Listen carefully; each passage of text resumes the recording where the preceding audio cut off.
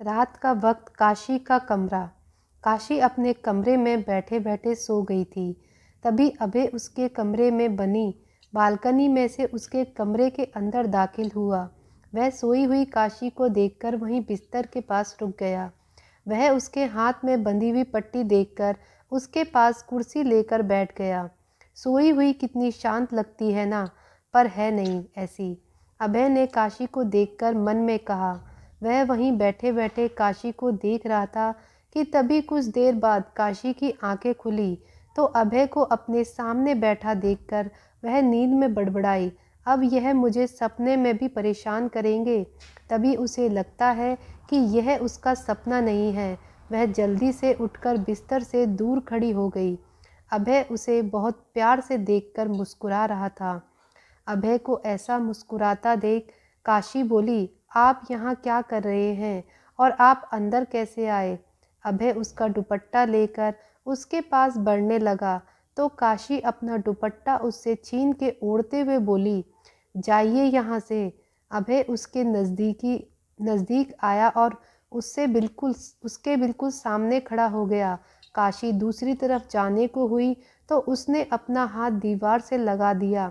काशी उसे कमरे में देखकर डर गई और उसकी यह हरकत देखकर तो वह और भी ज़्यादा डर गई थी। क्या बदतमीजी है यह, काशी ने गुस्से में देखकर कहा। अभय ने देखा कि काशी के बाल उसके चेहरे पर आ रहे थे।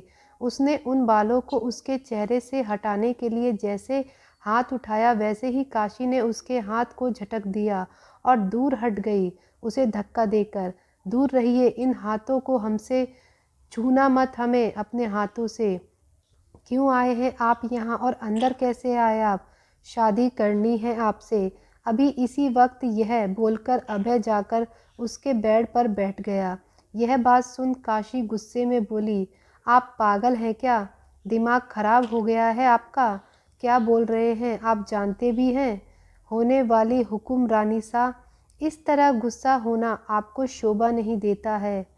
मेरे घर से बाहर निकलिए अभी इसी वक्त। यह बोल काशी ने अभय के हाथ को पकड़कर उसे बाहर निकालना चाहा, पर अभय ने उसका हाथ पकड़ के उसे अपने पास खींच लिया और बोला, मैं यहाँ मजाक करने नहीं आया हूँ काशी जी, मैं यहाँ तुमसे शादी करने आया हूँ और वह होकर रहेगी। आप मानो या नहीं, आपको यह शादी करनी होगी, समझी? अभय ने इतना बोल और उसे छोड़ दिया। हम यह शादी हरगिज़ नहीं करेंगे, चाहे जो हो जाए। काशी यह बोलकर कमरे से बाहर जाने लगी। तभी उसके कानों में किसी के रोने की आवाज़ सुनाई दी। उसने पीछे मुड़कर देखा तो लैपटॉप पर एक वीडियो चल रही थी जिसमें आश्रम के बच्चों को कैद करके रखा गया था। यह देखकर काशी जोर से चिल्लाई, मेरे बच्चे! जाना चाहती हो ना? जाओ, आराम से जाओ, पर यह सोचो कि इन सब का क्या होगा। बेचारे बच्चे खामखा मारे जाएंगे। यह कहकर अभय आराम से बिस्तर पर लेट गया। काशी उसे गुस्से में देखती हुई उसके पास आकर उसे मारते हुए बोली, कैसे कर सकते हैं आप इतनी घटिया हरकत, कैसे? अभय ने उसका हाथ पकड़ उसे अपने पास बिस्तर पर खींच लिया और उसके आंसुओं को पोंछते हुए कहा, हम कुछ भी कर सकते हैं काशी, कुछ भी। तो अब बस आज रात का समय है, आपको दे रहे हैं, सोच लो, वरना सुबह वह होगा जो आपने सोचा भी नहीं होगा। अभय बिस्तर से उठकर बाहर जाने लगा और दरवाजे पर आकर रुककर पीछे मुड़कर उससे बोला, और हाँ काशी, खुद के साथ कुछ करने की कोशिश मत करना, क्योंकि आपको कुछ भी हुआ तो यह सब नहीं बचेंगे। मैं किसी को नहीं छोड़ूंगा तब भी। तो सोच लो क्या करना है, मैं नीचे बैठा हूँ। अभय ये बोलकर चला गया। काशी बिस्तर पर बैठी रोए जा रही थी। उसे समझ नहीं आ रहा था कि वह क्या करे। अभय नीचे सोफे पर बैठा था। उसे खुद पर गुस्सा आ रहा था, पर किसी को बता नहीं सकता था। वह फ़ोन निकालकर राणा को फ़ोन पर बोला, राणा, एक पंडित जी को लेकर काशी के घर पर आओ, सुबह तक, पर उन्हें पता ना चले कि उन्हें कहाँ ले जाया जा रहा है, समझे? अभय ने राणा से कहा और फ़ोन रख दिया। काशी को समझ नहीं आ रहा था कि वह क्या करे। सुबह का वक्त 4 बजे। शिवरात्रि का दिन। काशी पूरी रात सोई नहीं थी और यही हाल अभय का था। काशी ने एक फैसला किया, नीचे आई और अभय से बोली, मैं आपसे शादी करने के लिए तैयार हूँ, पर हमारी एक शर्त है। वह बिना अभय की तरफ देखकर बोल रही थी। अभय ने भी बिना उसे देख के कहा, बोलिए, आप आश्रम के बच्चों को कुछ नहीं करेंगे। जाइए, तैयार हो जाइए। काशी वापस अपने कमरे में चली आई और तैयार होने लगी। आज जहाँ एक तरफ पार्वती जी शिव के लिए सजाई जा रही थी, वहीं काशी अभय की पत्नी बनने के लिए सज रही थी। वह तैयार होकर नीचे आई। पंडित जी आ चुके थे। उनकी आंखों पर पट्टी बंधी थी। पंडित जी की आंखें खुली तो काशी को देखकर हैरान हो गए। राणा ने बंदूक उसके सर पर लगाकर बोला, पंडित जी, शादी शुरू कीजिए, और हाँ, यह बात यहाँ से बाहर न जाए, वरना आपके घर वाले मिलेंगे नहीं आपसे। पंडित जी भी डर गए और शादी करने लगे। मंत्र पढ़े जा रहे थे। बाहर नगाड़ों की आवाज़ थी। शिवजी की मस्ती आज पूरे बनारस झूम रहा था। जहाँ आज शिव और पार्वती का मिलन हो रहा था, वहीं आज काशी भी अभय से बनने जा रही थी। पंडित जी ने पूरे विधि विधान के साथ शादी कराई। अभय ने काशी के गले में मंगलसूत्र पहनाया, मांग में सिंदूर लगाया, पर काशी को जैसे कुछ असर ही नहीं हो रहा था। शादी पूरी हुई, पंडित जी चले गए। उनके जाने के बाद अभय ने काशी को देखते हुए कहा, तो आज से आप काशी अभय प्रताप सिंह हुए। वैसे आप जानना नहीं चाहोगी कि हमने आपसे शादी की क्यों? उसकी बातें सुनकर भी काशी वैसे ही बैठी रही। उसे ऐसे खामोश देखकर अभय ने कहा, चलिए हम ही बता देते हैं। पहले तो इसलिए क्योंकि आपसे वह ज़मीन लेनी थी। जवान दी थी मैंने आपको कि मैं वह ज़मीन आपसे लेकर जाऊंगा, और आपकी माँ की वसीयत के मुताबिक वह ज़मीन आपके पति की थी। शादी के बाद जो अब हम हैं, तो वह ज़मीन मेरी हो चुकी है। और दूसरा, आपके गुरूर को तोड़ने के लिए हमने आपसे शादी जरूर की है, पर आपके साथ मेरा कोई रिश्ता नहीं होगा। आप यहीं रहोगी इस सिंदूर के साथ, एक छोड़ी गई औरत की तरह। उसने यह सब बोला और गुस्से में जयमाला निकाल के फेंक दी। यह सुन रही काशी ने उसकी तरफ हैरानी से देखा। अभय ने चश्मा उठाया और उसे आंखों पर लगाते हुए बोला, तो काशी, अभय प्रताप सिंह चलते हैं, गुड बाय।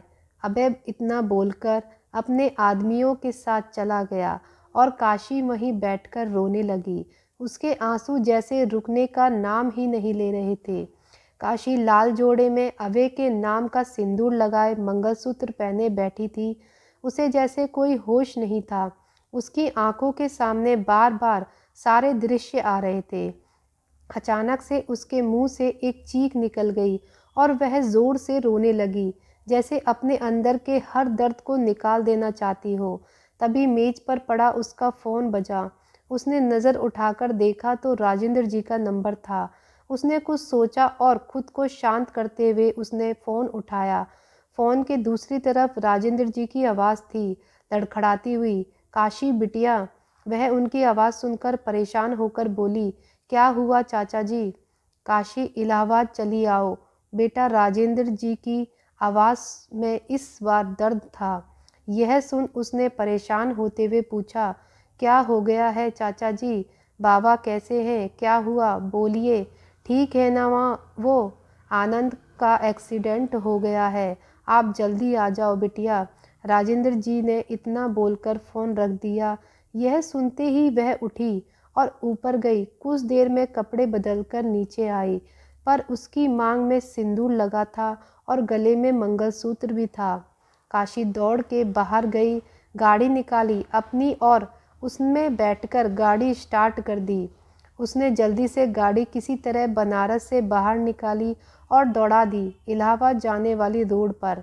वह इतनी स्पीड में गाड़ी चला रही थी कि जिसका उसे होश ही नहीं था। उसकी आंखों से आंसू बहते जा रहे थे। वह मन ही मन भगवान से प्रार्थना कर रही थी कि उसके बाबा को कुछ ना हो। दूसरी तरफ अभय एयरपोर्ट पहुंच चुका था। उसका कॉपर आकर खड़ा था।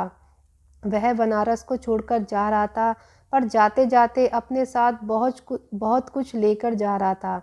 अभय आया और कॉपर के सामने खड़ा होकर एक बार पीछे मुड़कर आखिरी बार बनारस को देखा और जल्दी से उसमें बैठ गया। राणा भी उसके साथ बैठा था। कॉपर बनारस से निकल चुका था।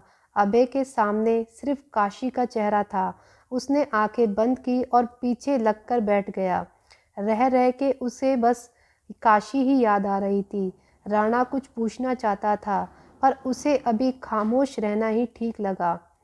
अभय दूर जा रहा था, बनारस से, काशी से, पर उसे नहीं पता था कि अब ना वह बनारस से दूर जा सकता था और ना ही काशी से, क्योंकि अब रिश्ता दोनों से था। काशी इलाहाबाद के शकुंतला हॉस्पिटल के सामने गाड़ी रोकती है।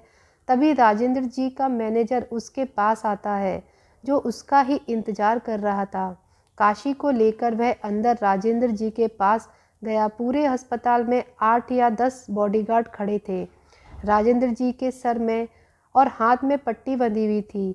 यह देखकर काशी घबरा के उनके पास आते हुए बोली, चाचा जी, यह सब कैसे हुआ? आप ठीक है ना? और बाबा कैसे हैं? मुझे उनके पास जाना है।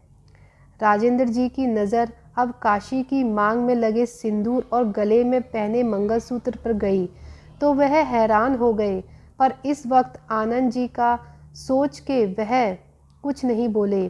वह अभी अंदर है, उसे बहुत चोट आई है बेटा, सर पर, उसका ऑपरेशन चल रहा है। इतना सुनते ही काशी वहीं बैठ गई। उसकी आंखों से आंसू रुक ही नहीं रहे थे। उसे ऐसा रोता हुआ देखकर राजेंद्र जी ने उसे अपने सीने से लगाते हुए कहा, मत रो मेरी बच्ची, सब ठीक हो जाएगा, कुछ नहीं होगा उसे। डॉक्टर अंदर आनंद जी की जान बचाने में लगे थे, पर खून रुकने का नाम ही नहीं ले रहा था। 2 घंटे हो गए थे, पर अभी तक कुछ पता नहीं चला था। काशी और राजेंद्र जी दोनों ही बैठे हुए थे। कुछ देर बाद जब डॉक्टर बाहर आए तो काशी भाग के उनके पास गई और उनसे पूछा, कैसे हैं मेरे बाबा? यह बोल। उसने आस भरी निगाहों से उन्हें देखा। माफ़ कीजिएगा, पर हम उन्हें बचा नहीं पाए, डॉक्टर इतना बोलकर चले गए। यह सुन काशी बेसुध सी गिरने को हुई, पर राजेंद्र जी ने आकर उसे संभाल लिया। उसकी जिंदगी जैसे एक पल में हवा के झोंके के साथ बिगड़ चुकी थी। वह वहीं बैठकर रोने लगी। राजेंद्र जी उसे अपनी बाहों में ले लिया। इस वक्त उसकी आंखों से भी आंसू रुकने का नाम नहीं ले रहे थे। वह समझ नहीं पा रहे थे क्या करूं। काशी आज अनाथ हो गई थी। उसकी जिंदगी में जीने की बस एक उम्मीद थी, वह भी आज नहीं बची थी। वह जोर जोर से रोए जा रही थी। आज उसका रोना सुनकर खुद लगता था महादेव रो पड़े थे। पूरा हॉस्पिटल उसके रोने की आवाज़ों से गूंज गया था। राजेंद्र जी की बाहों में रोते रोते काशी बेहोश हो गई थी। राजेंद्र जी ने जब यह देखा तो परेशान हो गए। उसे उठाया और पास के एक कमरे में ले जाकर बिस्तर पर लेटा दिया। उन्होंने जल्दी से डॉक्टर को बुलाया और डॉक्टर आए।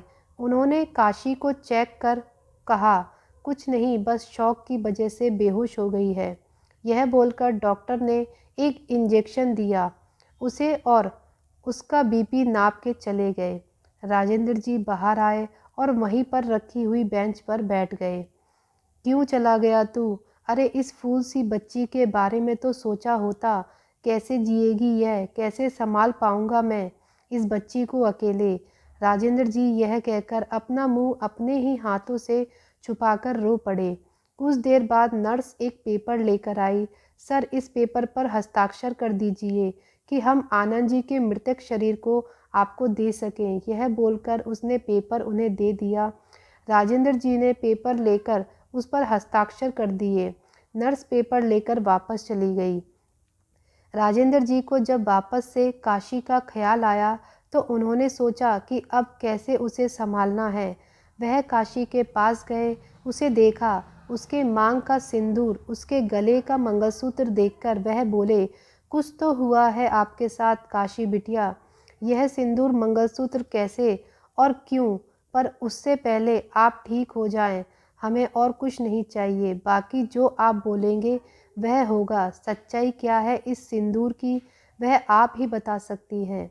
कुछ देर बाद काशी को होश आया। राजेंद्र जी उसके पास बैठे हुए थे।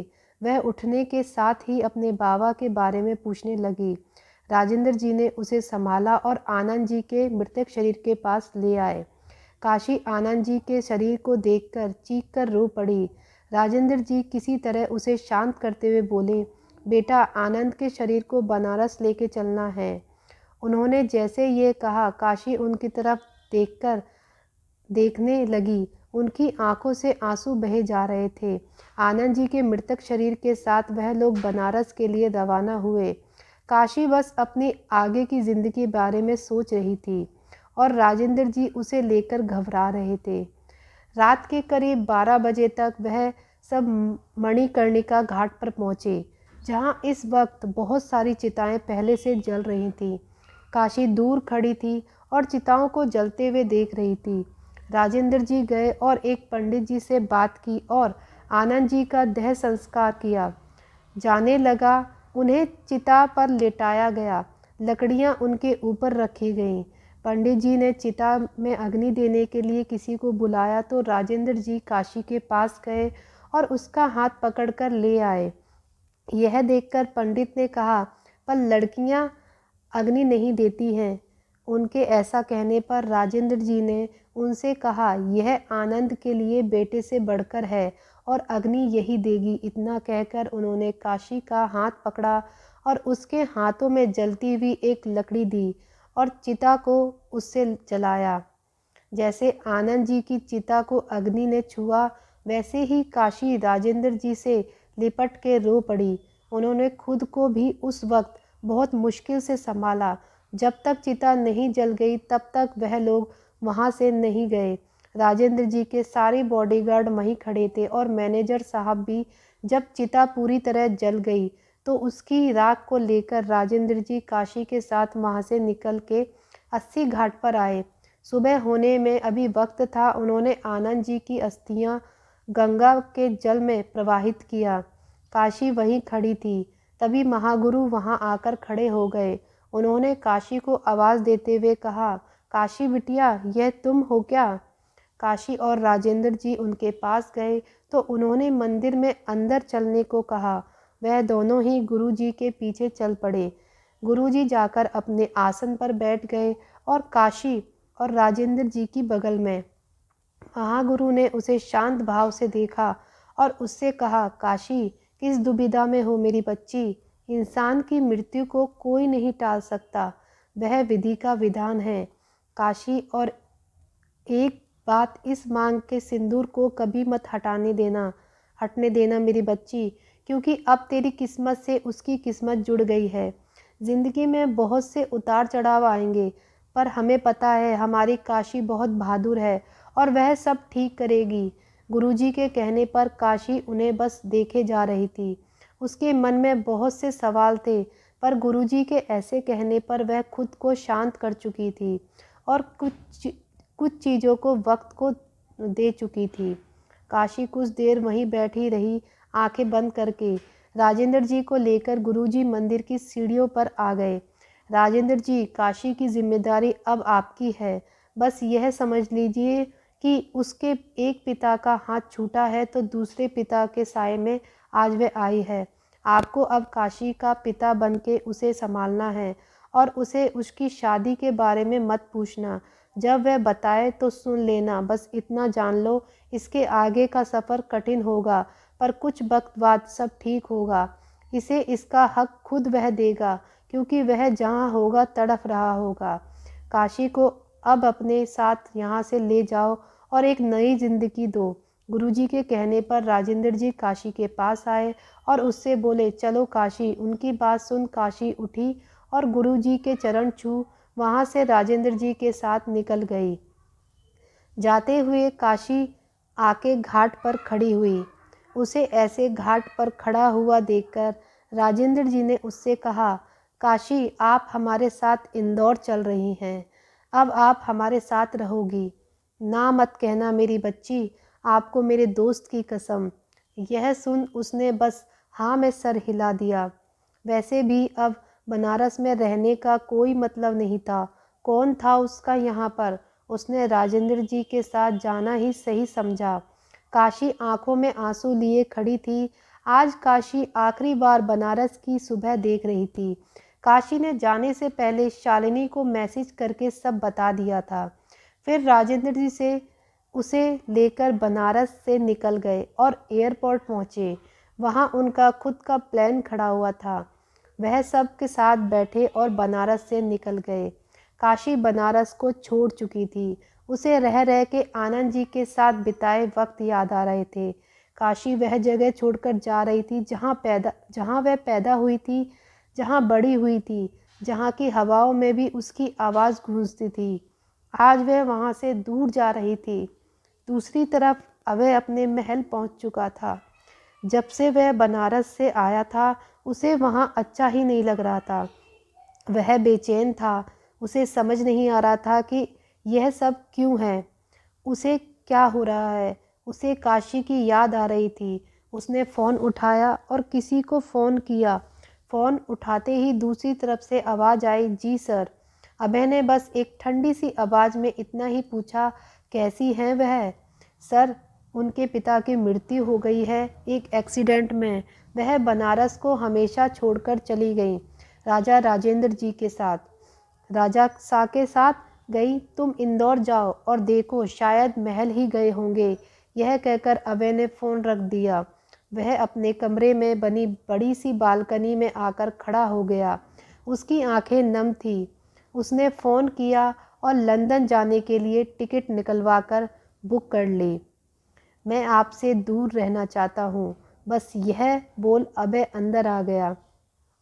आगे क्या होगा इस कहानी में, यह जानने के लिए बने रहिए हमारे वीडियो के साथ। दोस्तों, वीडियो अगर आपको अच्छी लगी हो तो वीडियो को लाइक, शेयर और अभी तक आपने हमारे चैनल को सब्सक्राइब नहीं किया है तो हमारे चैनल को सब्सक्राइब कीजिए।